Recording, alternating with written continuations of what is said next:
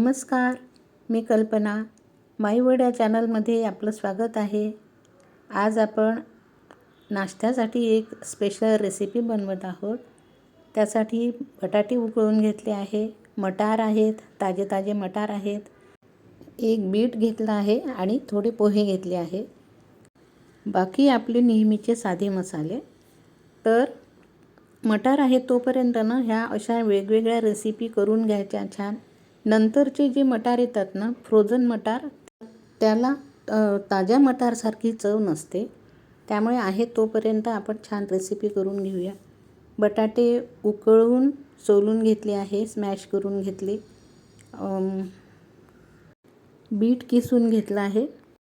पोह्याची powder करून घेतली आहे. 1 वाटी पोहे घेतले आहे, त्याची पावडर करून घेतली. 2 चमचे तांदळाचं पीठ घातलं. मीठ, हळद, तिखट, धणे जिरं पूड घातली आहे. कोथिंबीर भरपूर घातली आणि मटार भाजून बारीक करून घातले. चाट मसाला आणि हिरवी मिरचीचा ठेचा घातला आहे. आपल्याला टिक्की बनवायची आहे, त्यासाठी हे अगदी 2-3 मिनिट भिजू देईल. थोडा वेळ ठेवलं आहे आणि आता आपण त्याचे गोल गोल टिक्के करून शॅलो फ्राय करतो आहे. आपण थोडंसं तेल घातलं आहे, थोड्याशा तेलामध्येच करायचे आहेत. तुम्हाला तळायचे असतील तर तुम्ही तळू पण शकता आणि शॅलो फ्राय करायचे असेल तर ते सुद्धा खूपच छान लागतात. तर आता अशा प्रकारे टिक्की तयार झाली आहे. बघा किती सुंदर टिक्की दिसत आहेत.